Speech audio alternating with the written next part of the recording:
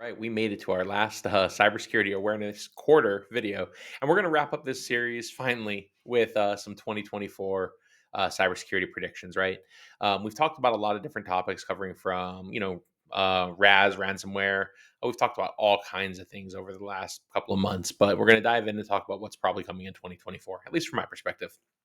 Um, First up, ransomware ain't going anywhere, unfortunately, right? Ransomware as a service is getting more and more popular. I think in 2022 we saw a stall in the rise of attacks and a rise of ransom, but then Raz kicked in, and now for every size company, there's an attacker who is willing to attack them. So we're seeing these huge upticks again. We're seeing just general. I mean, every week in the news seems like a new provider is being either ransomwared or being hit with an extortion scheme, or both, right? Whether it be MDM or Henry Schein is in the news right now. There's a bunch of organizations that continually just get um, talked about as part of breaches. So I think ransomware, unfortunately, is here to stay. There's not a lot you can do. I mean, there's a lot you can do to secure yourself, but there's not a lot we can do to make it go away while it's still a profitable business model. Ultimately, you need to make sure you have backups. You need to make sure you have MFA. You need to make sure that you're following basic security hygiene. There's no magic bullet for this. It's really about consistently applying the security best practices we are aware of, patching your systems. A lot of RAS stuff is still taking advantage of older vulnerabilities. Get end of life systems out of your network and get things up to date, and make sure you have 2FA on everything at least, or everything possible. And just follow good security hygiene. Educate your users. Phishing is still the number one entry point. Like, none of this is new. We got to just keep at it, and we got to keep on top of this stuff. All right. What else do we have? Supply chain attacks and MSP attacks. I think MSPs are going to continue to be large targets. We live our lives with the ability to manage and remotely manage, specifically, lots of infrastructure. That's a juicy target for an attacker, unfortunately. It falls in line with supply chain attacks. I think we're going to still see more and more of those, right? We have large, sophisticated attackers who are out there doing stuff. I think it's going to continue, right? The big guys, the ones who are developing these tools, the ones who have a lot of resources, they're attacking big supply chain targets. SolarWinds was a couple of years ago at this point, and we've seen more of these attacks since then.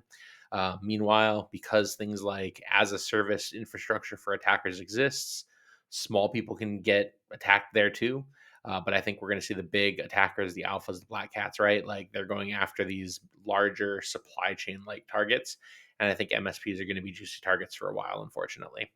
Um, Same solution, MFA on everything. Narrow down what you have access to. Make sure you have logging. Make sure you have monitoring in place. Um, don't get complacent with security, right? Don't feel like just because you're an IT company, you have everything covered. Bring in experts, get pen tested, get your own internal infrastructure reviewed, and you better be eating your own dog food, right? Like, you better have the security controls in place that you tell your customers. You better have the security infrastructure in place to monitor your environment. Get that kind of stuff under control, focus on it, pay attention to it, just like you would a customer network, maybe better. And we'll make it through this. All right, let's see. Internet of Things. I think Internet of Things is going to continue to get more popular, right? I mean, I look around me, I have dozens of devices connecting to the internet from my home, whether it's lights, whether it's cameras, whether it's just anything that just seems more convenient. It seems like most new appliances have some kind of IoT element to them. Refrigerators that can look up recipes, microwaves that can microwave and then tell you when they're done. That's really weird to me, but they're there. I think I even saw a toaster that connects to the internet. Like, this is getting bigger and bigger, both at home and in businesses, right? Especially in the small business segment. A lot of people are moving towards like IoT cameras instead of paying an alarm company. They're looking for, cheaper ways to get some of this stuff done, and the technology's there. But with that, we need to be responsible about how we implement these tools, make sure we're following best practices, we're segmenting networks, we're updating all of this stuff, and make sure you're using reputable vendors, right? Like, one of the problems I have with IoT is that if you go on Amazon or any other retailer, you can find internet connected things no problem, dirt cheap. But the vendor they're from may or may not exist tomorrow. And that means updates may or may not exist tomorrow, but they're connected to the internet forever. So, you got to buy things from organizations that you trust, right? Companies that'll continue to update your stuff. If you don't trust it, make sure you're segmenting your network and isolating some of these devices. I'm not saying don't buy cheap, cool toys. I'm saying if you do, do it securely. And if it's for a business, spend a little more. Buy the Philips Hues, buy the the reputable brands that you can continue to update that are going to be here tomorrow to take care of this infrastructure. And understand that you're buying internet connected devices, so you have to update it like an internet connected device.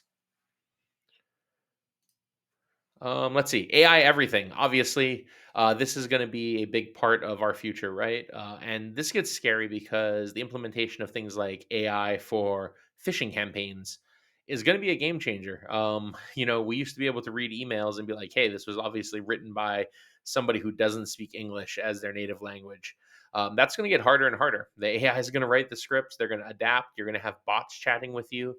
If you don't already, I mean, we see it already via text, via instant messenger. My LinkedIn gets scam messages on the daily. I mean, every day I get somebody reaching out to do anything from innocent stuff like, "Hey, do you want to start a franchise or buy a franchise?" to, "Do you want to get some CISSP training?" when I already have my CISSP. All the way down to, "Hey, I saw you online and would you like to chat?" Like, very obvious scam messaging is coming. AI is going to make that accelerate even further because you don't need a human to talk to them anymore. Um, I think vulnerabilities are going to start increasing over time because with the introduction of AI for coding, I think you're going to see a lot of organizations, maybe not even intentionally, but unintentionally use lower skilled programmers using AI to develop tools and get them into production faster. And with that, we're going to see replication of vulnerabilities and problems because AI it's a loop, right? Like it only improves with feedback from the users currently. And if you don't have skilled users introducing that feedback mechanism, you're going to have problems with some of your coding, I think. I've already seen issues where I've tried to use it to build PowerShell and things like that, where it does things. It doesn't necessarily do it the most efficient way or the best way or the most secure way. And I think that if you have people who don't know any better using the tool, it's going to produce functional results that aren't necessarily the most secure results. So I think that's something to look out for. And obviously, I think malware evolution as a whole is going to increase because with AI, they can develop more tools quicker. So I think AI is going to have a lot of good stuff coming with us over the next couple of years. I already use it pretty regularly. A lot of the large language model stuff is very cool. Machine learning has a ton that's going to help us from an anomaly detection perspective, but I think there's definitely some risks we need to kind of be on the lookout for. And then I think we're going to see a lot more compliance and regulation and legislation around security. As losses continue to increase, a lot of these big tax attacks keep coming. I think we're going to see more and more regulation put in place to force businesses to finally get some of this stuff done, right? We know things like CMMC are coming. That's going to help DoD supply chain, but there's going to be more like that. We're already seeing states, right? Individual laws around insurance companies, around breach reporting, around all that kind of stuff. I think we're going to just see an uptick in that as the problems get worse. Um, Unfortunately, that's what happens, right? If organizations don't self moderate and take the route like PCI did, maybe where they build their own compliance mechanisms and they kind of take a stand on that stuff, then we're going to see regulation from the government saying, "Hey, this is going to happen." I think we're going to see more accountability measures taking place, like we're seeing with the SEC going after the CISO of SolarWinds, right, for fraudulent data, not negligence, but maybe fraud because they didn't talk about the risks. They didn't notify their investors of the risks sufficiently. I think we're going to see more of that type of activity over the next couple of years, especially into this next year. But that's going to be 2024. Not a whole lot of new stuff, just more of the same, just a little faster because of things like AI. And I think our steps to defend ourselves are kind of the same. We don't really need to do anything fundamentally different. We just have to be more proficient at it, right?